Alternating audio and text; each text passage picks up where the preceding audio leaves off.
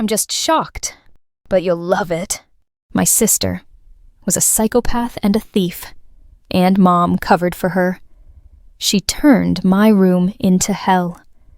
So Dad built a bunker, my childhood with a tyrant princess. My little sister always blew through her money the moment we stepped into the mall. On food, video games, and clothes. I got an allowance too, but my dad made me earn mine by cleaning the house and doing yard work. My sister, on the other hand, did nothing unless Dad was standing right there. Mom never made her do anything either, except clean her room. To make extra money, I mowed neighbors' lawns, collected aluminum cans around the neighborhood to return them for 5 cents each, and did all sorts of odd jobs. At the time, I was saving up for a scooter so I could get around town more easily. After 2 years of side hustles and saving most of my allowance, I managed to save about $2,000. For a 14-year-old, that felt like pirate treasure. The only problem? My house was full of pirates, and the biggest thief of them all was my own sister. Saving that money wasn't easy, mostly because of her. She knew all my hiding spots and constantly stole from me. Me. Hey, did you take my money again? Sister. What? No. Lying, even when caught. Me. You are the worst liar. I'm missing $100 from my stash. Sister. Get away from me. I didn't take anything. Starts fake crying and runs to Mom. Sister. Mom, he's picking on me again. He's accusing me of stealing. Mom, snapping her fingers at me. Enough. Can't you see my baby is upset? If she says she didn't take it, then she didn't. End of story. And if you don't drop it, you'll be punished. Me. I know she took it. If you don't give the money back, I'm telling Dad. Mom. There's no need for that. Besides, you have no proof she took it. Me. I do. I keep track of every dollar. 3 days ago, I had $4,000. Now, it's $3,900. That's $100 gone. You know she's stolen from me before. And she already ran out of her allowance this month. Yesterday you took her shopping. Where do you think she got the money? Mom. Pauses, then scowls. You know what? You're grounded. Go to your room or I'll get the belt. I slammed the door to my room and messaged Dad, explaining everything. He called back about an hour later and said he'd handle it. Thank God, at least one adult in our house had a functioning brain. Soon after, I heard the landline ring, and then my mom yelling. I couldn't make out everything, but she was clearly trying to defend herself. Something that never worked when she knew she was in the wrong. Finally, I heard her scream something like, Fine. If she really took the money, then you pay it back because she already spent it. Then my mom stormed into my room and started yelling at me. Mom, I can't believe you tattled on me. After everything I do for you, you couldn't just let it go over a little bit of money? Me. So you admit she stole it?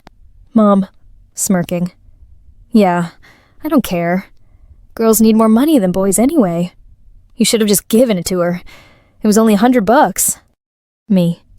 She stole it. Even if it was just $1, I'd still want it back. You wouldn't want someone stealing from your purse, right? It's the same thing. If she steals, she's in the wrong. And you know it. I want my money back. I worked hard for it. And she hasn't done a thing. Mom, my baby doesn't have to do anything. She's a princess and she deserves to be treated like one. Me, that's not my problem. Let her be a princess. Just not around me or my stuff. Mom, that's it, you little brat. I'm gonna whoop your ass. I stood up and looked her in the eye. At 14, I was already her height and getting pretty strong from all the outdoor work. Me.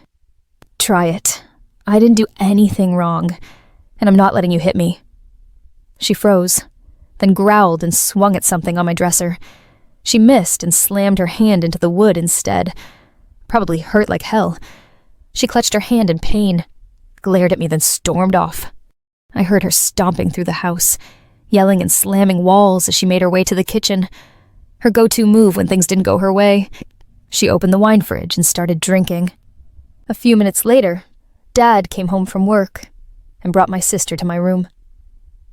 He made her admit she'd stolen the money and told me I wasn't in trouble. She wouldn't even look at me while she apologized. She started with a tiny, squeaky voice until Dad made her say it louder. She practically yelled it. Dad handed me $100 to replace what was stolen and told me she was grounded for a week. The money would come out of her future allowance. She started crying, yelling at Dad, then ran to her room. Mom sat in the backyard with her wine, pretending none of this was happening. She never apologized and acted like it was no big deal. A few days later, on one of Dad's days off, we went to a local store, and he bought me a safe to store my money and valuables. He was finally catching on that my sister was basically Lupin in a dress. We didn't tell Mom or my sister about the safe. It had a 4-digit code, and if I remember right, I set it to 4962. I put all my cash inside, locked it, and hid the safe in the back of my closet. But our little kleptomaniac didn't give up. If she couldn't steal the money, she could at least cause some chaos. I came home one day, and my room looked like a tornado had hit it, or maybe a herd of wild boars. I called Mom to tell her what my sister had done, and, as always, she denied everything. My baby didn't do that. The next day, my room was trashed again, but this time with a bonus. A broken window my dear sister, unable to crack the safe, had resorted to brute force. She threw it out the window. Picture it. A little girl, red-faced and raging, hurling a safe out the window, screaming, "If I can't steal the money, nobody can spend it." My parents had to replace the window. That was Dad's breaking point. He installed a lock on my bedroom door. Not just any lock, a full security setup. A deadbolt and a wall-mounted key safe with a code. We turned my room into a bunker. Mom, snapping her fingers and pointing. "What the hell is that?" Dad, "A lock." Mom, "I know it's a damn lock. Why is it on his door?" Dad, "Because you never punish your daughter or stop her from trashing his room, so now it's locked." Mom, "He's only 14. This is my house. He can't have a lock on his door." Dad, "No, it's our house. And as I recall, I'm the one paying most of the mortgage and bills. You barely contribute, and I'm tired of our son being the one who always suffers because you let your daughter run wild." Mom, "Well, then I demand you at least give me the code."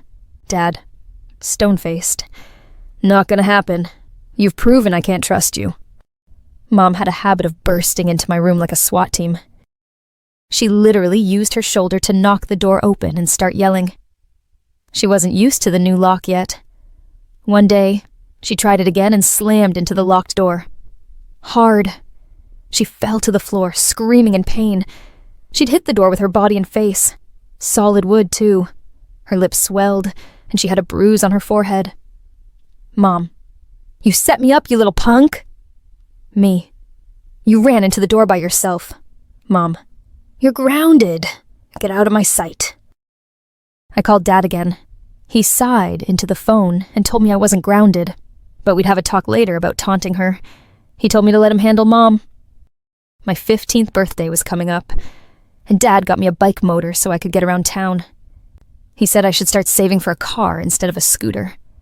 But a few days later, I found a military school brochure while sweeping the backyard. It was under the table where Mom liked to sit and drink. I had a bad feeling she was planning something. Dad, "Honey, what's this?" Mom, "I don't know. I've never seen that before." Dad, "Really? Because it says here you were trying to enroll our son in military school. You know I'd never allow that." Mom, "He needs discipline. He locks his door all the time, and I can't spank him anymore. He's too big.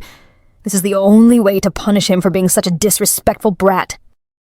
Dad, "He hasn't done anything wrong. If anyone's the problem, it's our daughter, your little princess who steals from her brother because you let her. We're not sending him anywhere. Try it, and you'll be in serious trouble."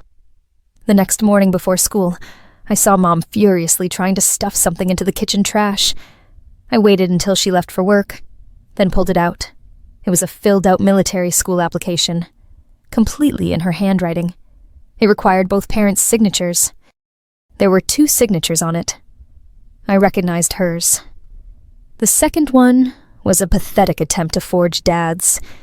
It looked like a chicken dipped its feet in ink and had a seizure across the page. I saved the papers and showed them to Dad later. Months later, we found out Mom had been cheating with her high school ex. Apparently, our house didn't have enough drama, so she decided to add a romantic subplot. That was the last straw for Dad. He filed for divorce. The process moved quickly after he showed the forged documents. It wasn't the first time either. He had proof she'd forged his signature on at least one credit card application and another official form. Divorce results. Mom got the house. Dad didn't want it. She also asked for spousal support and child support, since my sister chose to stay with her. The court granted her child support and a small alimony payment for 10 years. Basically, it just covered my sister's allowance. On the day I moved into Dad's new place, my sister stuck out her tongue and smugly said, "Mom says I'm the princess and the better kid, so you have to leave." I just shook my head and told her I didn't care what she thought anymore. Then I walked out the door, finally feeling free as a bird. Dad lives in peace, occasionally laughs about these stories. Me, writing memoirs about surviving a family of lunatics. Mom turned my old room into an office. How poetic. Sister, still the princess, ruling over her one-room kingdom. It's good the boy had a father who stood up for him. But the sister, if Mom continues enabling her, she'll turn into yet another entitled person who expects everything handed to her. To everyone watching, if you've faced similar battles, know this. Unfairness hurts, but it doesn't define you. And to all the princesses out there, Karma's got a special locker reserved just for you. Thanks for watching. Don't forget to bolt your doors.